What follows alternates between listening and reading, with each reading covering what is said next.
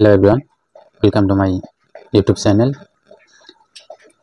আজি মই আলোচনা কৰিম ভগ্নাংশ আৰু দশমিক ভগ্নাংশ ফ্ৰেকশন এণ্ড ডেসিমেল ফ্ৰেকশনৰ বিষয়ে। তো এইটো চেপ্টাৰত মূল কথা হ'ল ভগ্নাংশ কি বস্তু। তাৰমানে এইটো আমাক আগত জানিব লাগিব যে ভগ্নাংশ কি বস্তু, ভগ্নাংশ কাক বলে। ঠিক আছে, ভগ্নাংশ হ'ল মানে যিবিলাক সংখ্যা p বাই q আকৃতিত থাকে। ঠিক আছে, যিবিলাক সংখ্যা কি p বাই q আকৃতিত থাকে। ঠিক আছে, যেনিবা আমি কি 3/4 লিখিছো, তো এইবিলাক সংখ্যা হল কি ভগ্নাংশত থকা। আৰু দশমিক ভগ্নাংশটো জানেই, যিবিলাক সংখ্যা দশমিকত প্ৰকাশ কৰা হয় এইবিলাক সংখ্যা আমি কি কৰো যেতিয়া ভাগ কৰিম। এতিয়া চাওক, আমাৰ মূল কথা হল কি ভগ্নাংশ কি বস্তু, সেইটো আমাক আগত জানিব লাগে। তো যিবিলাক সংখ্যা কি p বাই q আকৃতিত থাকে, যত p আৰু q হল ধনাত্মক অখণ্ড সংখ্যা, সেইবিলাক সংখ্যা কি ভগ্নাংশ বুলি কোৱা হয়। ঠিক আছে, এতিয়া চাওক, ইয়াতে ওপৰত আছে এটা 3 আৰু তলত আছে 4। ওপৰতটো কোৱা হয় লব এণ্ড তলতটো কোৱা হয় হৰ বুলি। ঠিক আছে, হৰ এইটো হল লব। ইয়াৰি পৰীক্ষা গ্ৰেড 4ৰ কাৰণে কিছুমান ইম্পৰ্টেণ্ট কুৱেশ্যন আলোচনা কৰিম। আপোনালোকে ভিডিঅ'টো শেষলৈকে চাব, আৰু ভিডিঅ'টো যদি ভাল লাগে লাইক কৰিব, কমেণ্ট কৰিব আৰু সাবস্ক্ৰাইব কৰিব। মই এনেকুৱা আৰু ভিডিঅ' দিয়ে থাকিম। এতিয়া চাওক, 1 নম্বৰ কুৱেশ্যনটো, যদি a = 16 আৰু b = 5 হয়, তেন্তে a² + b² + ab / a³ - b³ কিমান হ'ব। এইবিলাক গণিত গ্ৰেড 4 বা গ্ৰেড 3 সকলোতে আহিয়ে থাকে। তো আমি এইটো কেনেকৈ কৰিম এইটো চাওক। ইয়াৰ অপশ্যন এ দিয়া আছে কি 1/11, অপশ্যন বি দিয়া আছে 1/19, অপশ্যন চি দিয়া আছে 1/3971 এণ্ড অপশ্যন ডি দিয়া আছে এটাও নহয়। ঠিক আছে, তো এতিয়া চাওক, আমি শুদ্ধ এনসাৰ কোনটো হয় এইটো আমি উলিয়াম। দিয়া আছে এইখিনি আমাৰ a² + b² + ab / a³ - b³।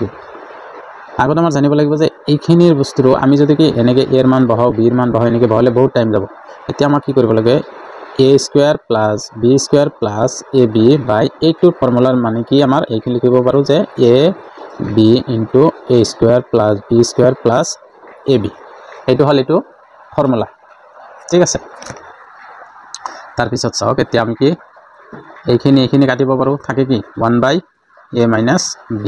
এতিয়া এৰ মান বহাই দিয়ক আৰু বিৰ মান বহাই দিলে হৈ যাব। এৰ মান কিমান 16, বিৰ মান কিমান 5, কিমান হ'ব 1/11। এইটো হ'ল শুদ্ধ এনসাৰ। তো অপশ্যন এ দিয়া আছে, option A is the correct answer. আপোনালোকে আৰু সোনকালে কৰিব পাৰিব, মই ইয়াতে বুজাই আছোঁ কাৰণ অলপ টাইম লাগিছে।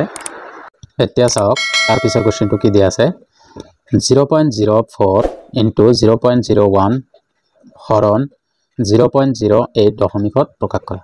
তাৰমানে এইখিনি বস্তু দিয়া আছে, এইটো প্ৰথমত এইটো পূৰণ দিয়া আছে, এইটো হৰণ দিয়া আছে, এইটো দশমিকত কি কৰিব লাগে। এতিয়া চাওক, অপশ্যনত কি দিয়া আছে, অপশ্যন এ দিয়া আছে 0.0005 এণ্ড অপশ্যন বি দিয়া আছে 0.0004 এণ্ড অপশ্যন চি দিয়া আছে 0.0045 এণ্ড অপশ্যন ডি দিয়া আছে এটাও নহয়। এতিয়া চাওক, আমি এইটো সলিউশন কেনেকৈ কৰিম। ইয়াতে দিয়া আছে 0.004। ঠিক আছে, এইটো মই ইয়াতে লিখি লৈছোঁ 0.04। তাৰপিছত দিয়া আছে 0.01, তাৰপিছত হৰণ দিয়া আছে 0.8। এইখিনিলৈকে ঠিকে আছে। তাৰপিছত চাওক কি কৈছে, এতিয়া আমি কি কৰিম, যদি আমি এইটো পূৰণ কৰিব যাওঁ এটা এটাকে বহুত টাইম লাগিব, তো আমি এনেকৈ কৰিব নোৱাৰি। ঠিক আছে, আপোনালোকে সৰু নিয়মত কৰক। ইয়াতে 0.004 দিয়া আছে, তো মই কি কৰিম, যেহেতু 4 আছে আমি ভগ্নাংশত প্ৰকাশ কৰিম। 4টো আগত লিখিলোঁ, তাৰপিছত এটা দুটা তিনিটা মানে এক এটা লিখিম, তিনিটা শূন্য বহাম। ঠিকে আছে, এইখিনিলৈকে বুজি পাইছে। যেতিয়া দশমিকৰ পিছত যিকেইটা সংখ্যা থাকিব সেইকেইটা হ'ব ইয়াত শূন্য। ঠিক আছে, তাৰপিছত পূৰণ দিয়ক। ইয়াতো এনেকুৱা কৰিম, প্ৰথমত 1 লিখিম, দশমিকৰ পিছত দুটা সংখ্যা আছে, 1ৰ পিছত দুটা সংখ্যা লিখিম। তাৰপিছত হৰণ আছে। ঠিক আছে, হৰণটো ইয়াতে লিখিলোঁ। হৰণৰ ক্ষেত্ৰত কি কৰিম, ইয়াতে লিখিম 8/10 হৈ গ'ল।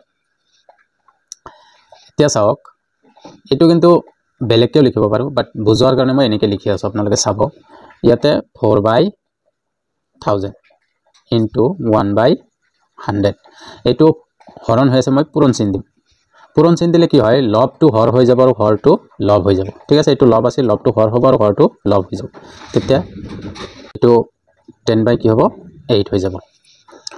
এতিয়া চাওক আমি কাটিব পাৰোঁ নে নাই। 4 8ৰ মাজত কিমান 2 বাৰ যাব, 2 10ৰ মাজত 5 বাৰ যাব। ওপৰত কি হ'ল, গোটেইখিনি পূৰণ কৰি গ'ল, 5হে পালোঁ। তলত কিমান আছিল 1 আৰু ইয়াতে 1000, ইয়াতে 100। 1 দিয়াৰ পিছত ইয়াতে 3টা, ইয়াতে 2টা শূন্য, কেইটা হ'ল 5টা হৈ গ'ল। এতিয়া চাওক তাৰপিছত 1 2 3 4 5টা আমি কি 0.0005 লিখিব পাৰোঁ। যেহেতু কি 1 2 3 4 5টা, এতিয়া দশমিক দিয়াৰ পিছত 1 2 3 4 5টা হৈ গ'ল। এইখিনি হ'ল ইয়াৰ শুদ্ধ এনসাৰ। ইয়াতে অপশ্যন চাওক, অপশ্যন এ দিয়া আছে 0.0005 দিয়া আছে। Option A is the correct answer. ঠিক আছে, একেবাৰে সহজ নিয়ম হয় এইটো। যদি আমি পূৰণ কৰিব যাওঁ বহুত টাইম লাগিব, তো এনেকৈ কৰিলে অলপ জলদি হৈ যায়।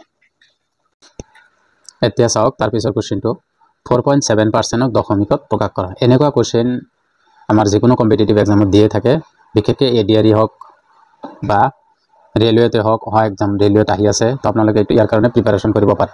ইয়াতে চাওক 4.7%ক দশমিকত প্ৰকাশ কৰা। ঠিক আছে, অপশ্যন এনেকৈ দিয়া আছে। অপশ্যন এ দিয়া আছে 0.0474, অপশ্যন বি দিয়া আছে 0.037, অপশ্যন চি দিয়া আছে 0.743, অপশ্যন ডি দিয়া আছে 0.047। তো ইয়াতে চাওক পাৰ্চেণ্টেজ দিয়া আছে আৰু দশমিকো দিয়া আছে। প্ৰথমত মই কি কৰিম, এই দশমিকটো আগত উঠাই ল'ম। ঠিক আছে, এনেকৈ লিখাৰ কাৰণে আমি আছে কিমান 4.7%। ঠিক আছে, এতিয়া পাৰ্চেণ্টটো স্পেচিয়েলভাৱে চাওক। যদি সাপোজ 3% আছে, আমি কি পাৰ্চেণ্টটো উঠোৱাৰ কাৰণে যিকোনো সংখ্যাক আমি 100ৰে হৰণ কৰিব লাগে। যিমান আছে, সাপোজ ইয়াতে 4% আছে, প্ৰথমত কি 4টো হ'বই, তাৰপিছত ডিভাইডেড 100, একো চাব নালাগে পাৰ্চেণ্টটো উঠোৱাৰ কাৰণে। তো প্ৰথমত মই দশমিকটো আগত উঠাই ল'ম। আমি কি জানো দশমিক উঠোৱাৰ কাৰণে কি, এটা দশমিক উঠোৱাৰ কাৰণে এটা 0 আৰু 1টো হৈ ল'ব লগত, হৈ গ'ল। ইয়াতে পাৰ্চেণ্ট আহিল। এতিয়া চাওক পাৰ্চেণ্টটো উঠাই দিম। 4/7 ইনটু 100, এই 1/100 পাৰ্চেণ্টটো উঠাই দিলোঁ যিহেতু, হৈ গ'ল। এতিয়া চাওক তাৰপিছত কিবা কাটিব পাৰোঁ নেকি, এইখিনি চাওক। এই তলৰখিনি আগত পূৰণ কৰক, ওপৰৰখিনি পূৰণ কৰক। আগতে নাকাটো, তলৰখিনি আগত পূৰণ কৰিম, তাৰপিছত ওপৰৰখিনি পূৰণ কৰিম। ওপৰৰখিনি পূৰণ কৰিলে কিমান হ'ব 47 হ'ব, তলৰখিনি পূৰণ কৰিলে 1000 হ'ব। ঠিক আছে, এইখিনিলৈকে বুজি পাইছে। এতিয়া চাওক আমাৰ কি 47/1000 দিয়া আছে। তো আমাক কি দশমিকত প্ৰকাশ কৰিব দিছে যিহেতু বস্তুটো, তো ইয়াতে 1 2 3টা শূন্য আছে। তো আমি কি কৰিম 0.047। ঠিক আছে, 1 2 3টা হ'ল, 3টা শূন্য, এইটো হ'ব ইয়াৰ কাৰেক্ট এনসাৰ। তো option D is the correct answer 0.047। ঠিক আছে, আশা কৰিছোঁ বুজি পাইছে।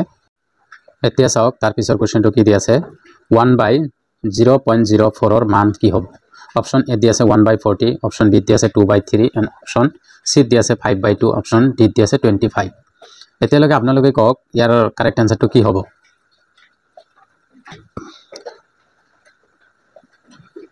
এতিয়া চাওক ইয়াতে কি কৈছে বস্তুটো 1/0.04 বুলি দিয়া আছে, এইটোৰ মান উলিয়াব দিছে।